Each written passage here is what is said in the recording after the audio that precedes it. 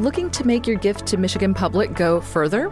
Right now, through the Resilience for the Future match, all new monthly gifts will be doubled. You can support public media now at michiganpublic.org/donate. From Michigan Public, this is It's Just Politics. I'm Zoe Clark. And I'm Rick Pluta. The rise of Republican Speaker Matt Hall. And he seems to be the only person in Lansing who's really having fun. Governor Whitmer's new relationship with Donald Trump. Certainly there are points of divergence, but in general, her approach has been pretty collaborative. And Dana Nessel going after Lansing. Dana Nessel has the matches in her hand and could very well burn down Lansing on her way out the door. Those were some of the big stories we debriefed with the Detroit Free Press's Emily Lawler and the Detroit News' Chad Livengood back in July. Well, the two politics editors are back as promised to finish the job and break down the top 3 stories of 2025 since. Hi, you two. Hi, guys. Hey. Hi. Okay, Chad. We are going to start with you because back in July, Emily, you got to go first. So this is only fair. Number 1, Chad, let's start with you. I still think that the rise of Matt Hall has been a top story in Michigan politics this year. The new Republican House Speaker has been a disruptive force in Lansing. He has pushed Democrats into many corners.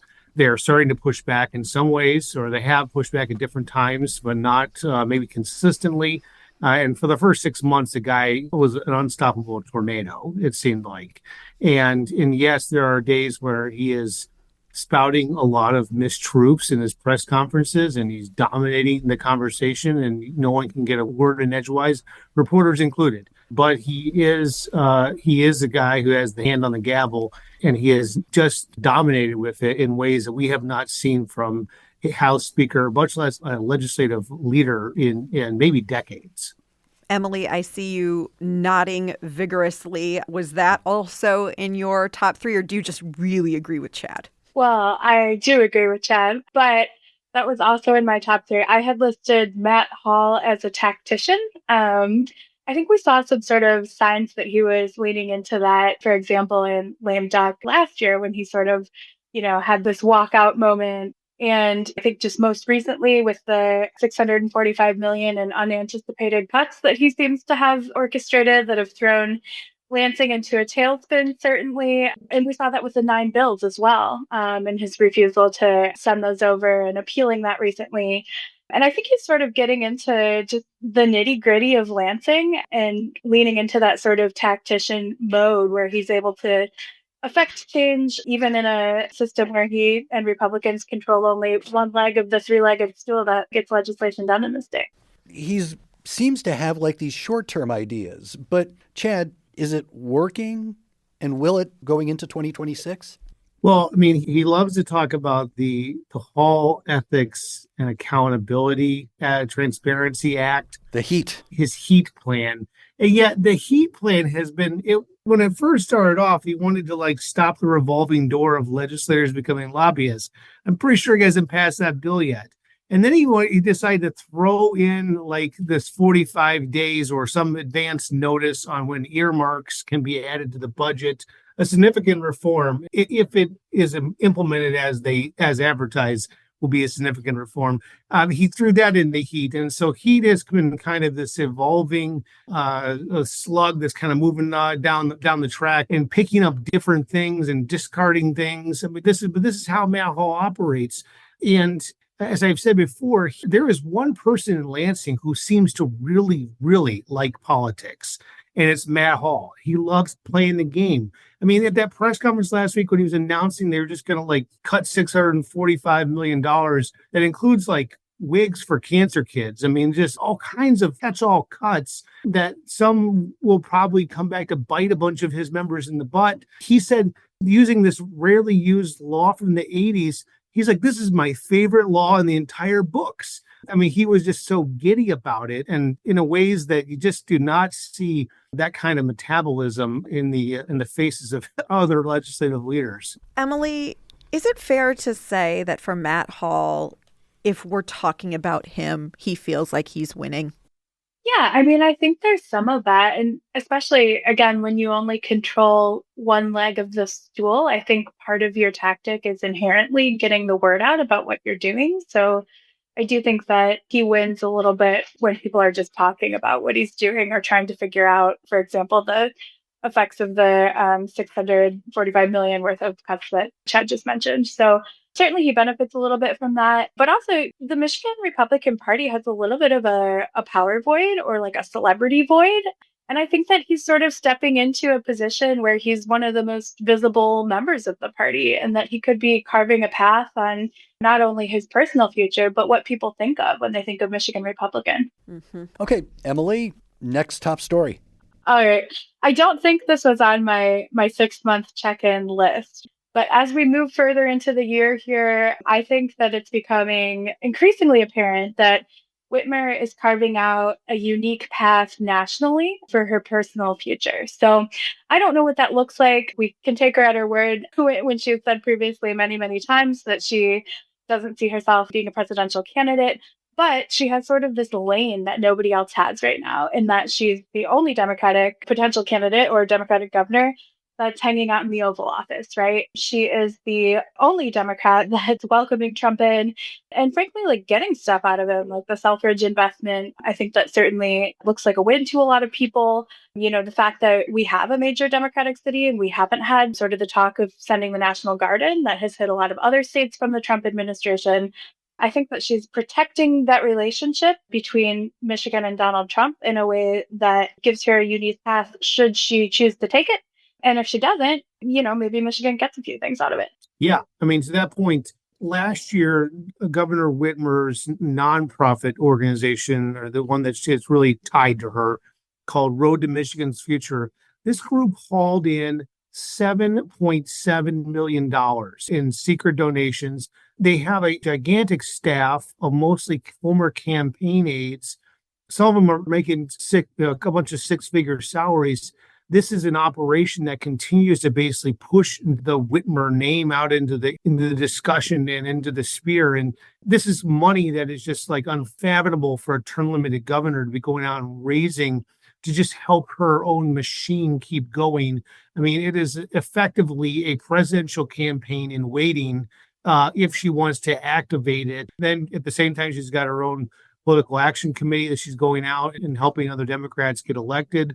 I mean, we hear more about what Governor Whitmer is doing from other media because we don't even have any sense of how often she's actually in Michigan. Now, there's a lot of criticism to that, and some of it's even showing up in her own party. There's a whole lot of sort of where's Whitmer, whispering. Last week, Senator John Cherry on the floor of the Senate asked out loud in the face of Matt Hall's $645 million unilateral cuts, where is the governor? Why is she not spoken out on this? So she's got this balancing act going on right now where she's clearly keeping her name in the play with the other 2028 contenders. But then at the same time, also, there's governing issues that got to be dealt with that she's getting some flack for not dealing with.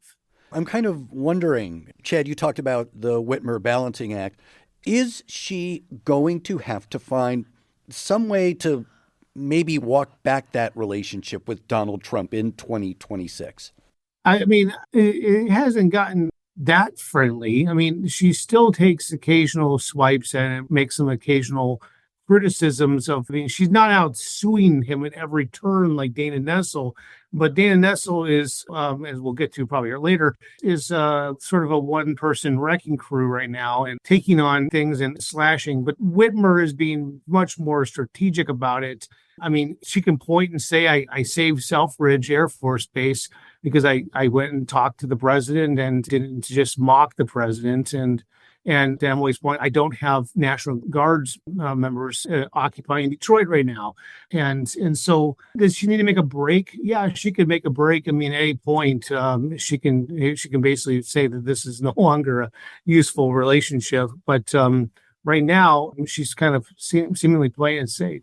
Well, we should know we spent all last week's show talking about Whitmer's future and what it might portend. So for folks who are interested in all things Whitmer, check that out. That is Chad Livengood of the Detroit News, Emily Lawler of the Detroit Free Press, breaking down Michigan's top political stories in the back half of 2025. Okay, Chad, I think you are up next with your second story. I'm going to go with Attorney General Dana Nessel's investigations. We talked about this mid-year, but first of all, she got this plea deal with Ann and Rob Menard. They are the former top aides to ex-House Speaker Lee Chatfield. This is the first, conviction that she's been able to secure in political corruption cases in Lansing involving big money exchanging hands and just the free flow of the use of these nonprofit social welfare organizations that lawmakers have set up or been told to set up, and lobbyists have stuffed cash into. And Menard was the treasurer of this, and Rob Menard was Lee Chatfield's chief of staff and reportedly, party buddy essentially, while Lee Chatfield was living high on the hog allegedly while he was Speaker of the House. And so, getting that plea deal sets up this trial next fall. In October, in a governor's race, we're going to have a trial going on against a House Speaker over dirty money in Lansing. I mean, just imagine the optics of that. Mm-hmm. So that was a significant. She has ongoing investigation of the Michigan Economic Development Corporation and these earmarks, and we don't know if it extends beyond Faye Baydoun, the businesswoman who got $20 million and went and bought a $4,500 Jura coffee maker. But that one is front and center. But there could be more to this. And I really suspect there is more to this because of the way the money is flown. And again, if there's any intersection to all these secret nonprofits that lawmakers control, you have potential for a massive explosive story to blow out in the new year. If that's where the Attorney General is going, she has hinted that is the direction she's been looking at. So many big political personalities in this state. Matt Hall, Gretchen Whitmer, Dana Nessel. Okay, we are down now to our final story. Chad, toss it out. Your third. I think the third story is the Mike Duggan factor that has emerged in the race for governor. In any traditional governor's race, we'd have the two parties just with huge primaries battling out. And Mike Duggan, a longtime Democrat, decided to just totally upend the thing and not run in the Democratic primary, where, frankly, he would have had a much more difficult road up against Secretary of State Jocelyn Benson, add in Lieutenant Governor Garland Gilchrist and Genesee County Sheriff Chris Swanson. It would have been very difficult for Mike Duggan to win that Democratic primary in August of 2026. So he decided to run as an independent. And in doing so, he is drawing support and money from both camps. And he's using all the political capital he has built up for 12 years of being the mayor, came in after the bankruptcy, had a clean slate, and kept the city out of bankruptcy again and built up surpluses, created jobs, all the success, got a new skyscraper downtown, all the success that you can point to of the turnaround of Detroit in the last 12 years. Mike Duggan is going to ride this thing into next fall and try to become governor as an independent and totally make all the doubters regret that. So, I mean, this is the Mike Duggan strategy, and it has very much disrupted the next race for governor. And Emily, every time that there is something that happens in Lansing, some amount of dysfunction, a budget not being done, I mean, it is a in-kind campaign contribution to the Duggan campaign. I mean, certainly it gives him some fodder and some things to talk about. We saw him make hay out of the budget stalls this season. But I think Chad's right that, the last 6 months, even more than the first 6 months of this year, have shown Duggan's a really serious candidate. He's pulling from both parties, at least in all the polling I've seen so far. I think that there are reasons that each party should be a little nervous about his candidacy.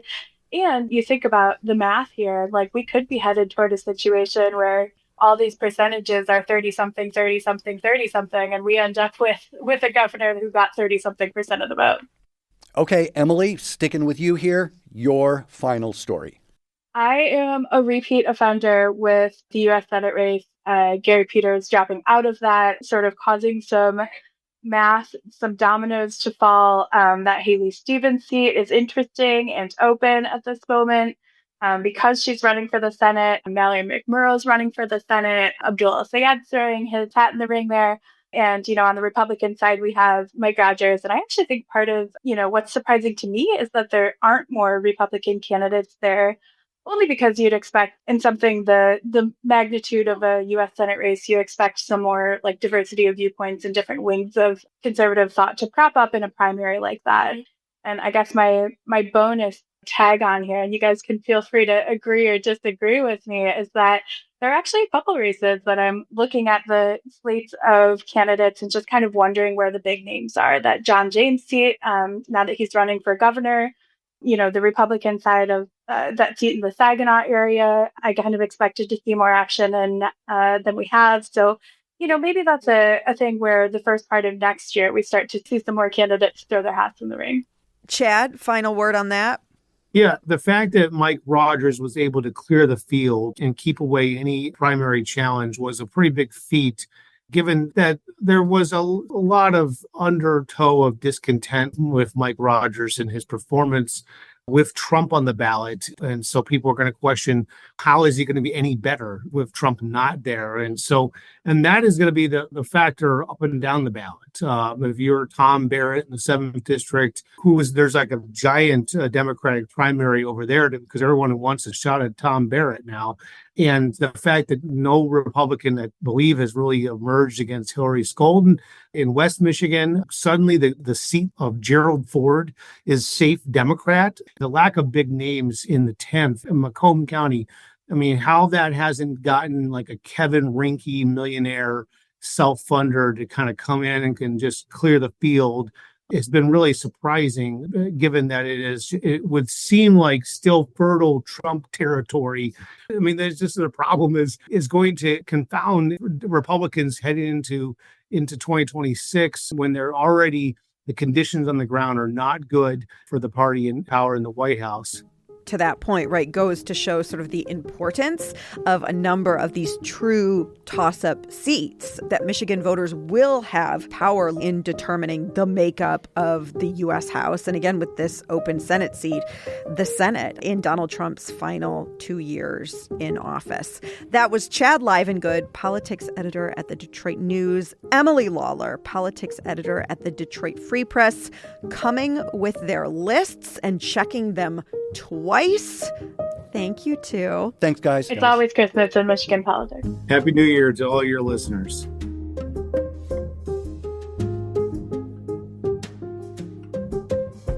And Rick, you and I have been busy on our own lists. We have got the top 10 Michigan political stories of 2025 coming to you this Friday in the It's Just Politics newsletter. If you don't already get the newsletter, no worries. There is still time. Head to michiganpublic.org, sign up, and it will be in your inbox every Friday afternoon.